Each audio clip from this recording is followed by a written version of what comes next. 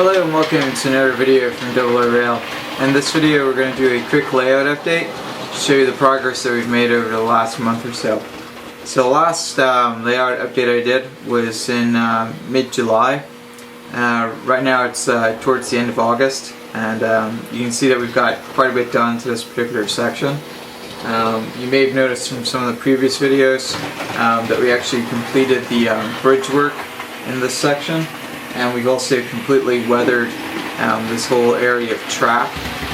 So not only have we weathered it, but we also just recently ballasted it as well. So we've got the two section of walls in place, and we'll show you this pretty quickly.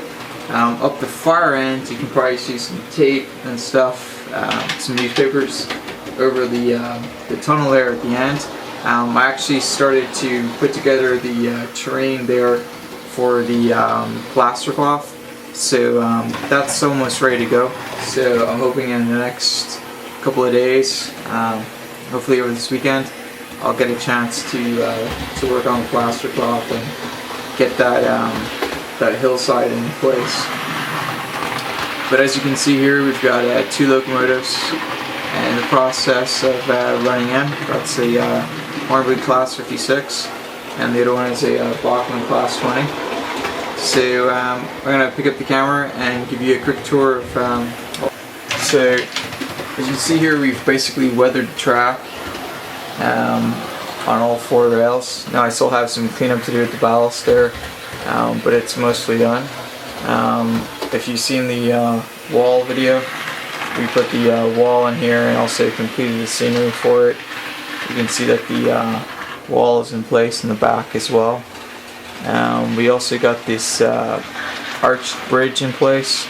Started to do some work with the scenery there, and like I said, I do need to clean up some of the ballast here, but we'll get that sorted out in the next day or so. As you can see, I put some green, I think it was it's not the weed, I think it's the earth tones version of the Woodland Scenics turf. So it's fine turf, and I think it's supposed to be earth, but it's kind of a light green color. It works really well on the wall for basically creating a moss effect.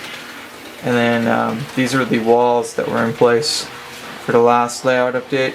But what wasn't in place was this this second wall, or second bridge. Now I still need to glue and clean up the edges here, but it's looking in pretty good shape. If I pan the camera around the other side here, you can see that the terrain is in place above the bridge here, ready for the plaster cloth. So we'll take care of that in the next few days. So the main part is that we weathered all of this track. So I weathered all four lines there here to the end. We put in the two bridges, added the wall section, and then put in this stone wall as well. And in addition to, and I'll give you a close up of this.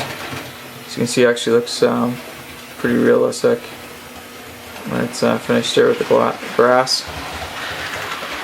If I come down this end, you can see that this used to be just one straight section, so what I decided to do was put in this point that I repaired, and added a second line in there. I think this is going to be one end of the Heritage Station line, and so we'll probably put some sort of platform there in between the two lines, maybe some sort of a wall or security fence between the two sections there.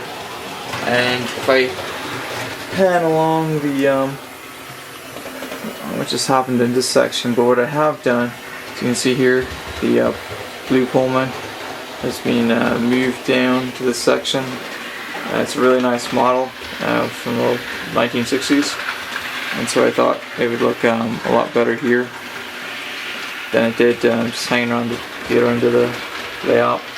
And one thing you can see what I've done down here is I've actually started to weather the track here. So you can see I've actually weathered the old Triang Series tree track, and I'm going to give a shot ballasting it later. But the weathering worked out pretty well, and it should hopefully help it from rusting.